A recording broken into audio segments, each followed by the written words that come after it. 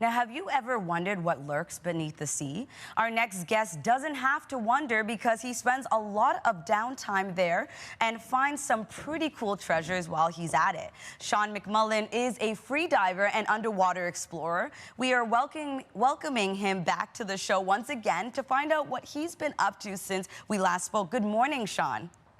Hey, good morning. How are you? I'm doing well, and yourself? I'm doing good. Haven't had coffee yet, so I've got to fix that after we're done here. Oh, 100%. I've had so much already. So we featured you on the show before, but for people who may have missed it, how did you get into diving and underwater exploring?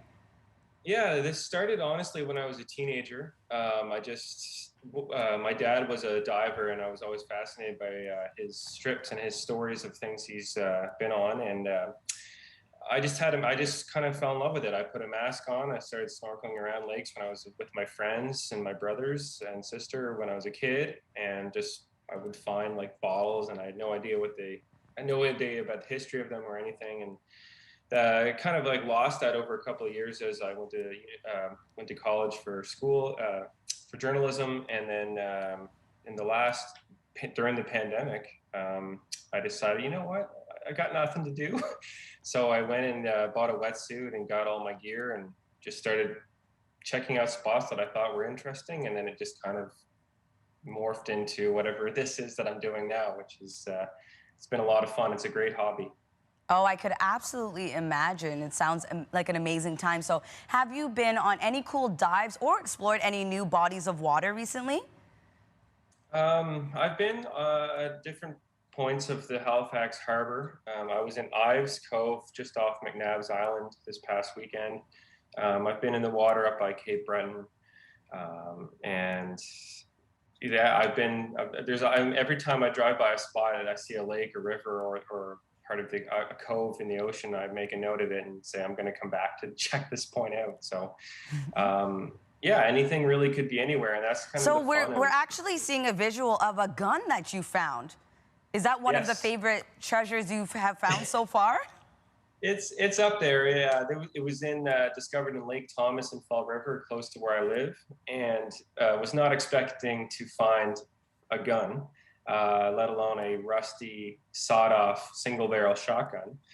I was with my brother kayaking a couple weekends ago, and I had filmed a bunch of stuff, me looking for stuff in the lake, nothing too exciting, and then on the way back, my brother Matt, he decides to get out by this bridge in Fall River, and he's like, I'm just gonna go for a swim, it's so hot out. I was like, okay. And I'd kind of given up by that point in the day, and I was like, well, I'll put the mask on and just kind of see if there's anything around here. And as soon as I put it on and dove down, and you can see in the video, I found the gun, and I was shocked. Like, I had no idea what to do. So I felt it wasn't right to just kind of share it online right away. I wanted to do some of my due diligence. So my brother contacted his friend who's a police officer, and I contacted one of my friends who's on, and we got some advice. And then I eventually ended up calling the RCMP on Monday to report it, because I mean, it's pretty old. It's probably not going to do anything, but maybe it was used improperly a long time ago.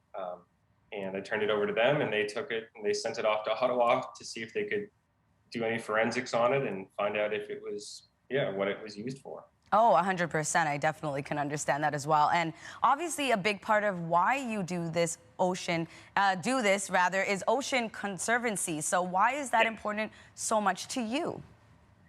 I started thinking about when I was doing my first early dives and looking around, and I was picking up little cool bottles and interesting things. And I started seeing all this plastic and trash, and it just didn't sit right with me to just leave it there. If I'm there and no one else is here, I felt like it was my responsibility to take that with me. So I've taken tons and tons of garbage out of the ocean and lakes and rivers over the past year and a half.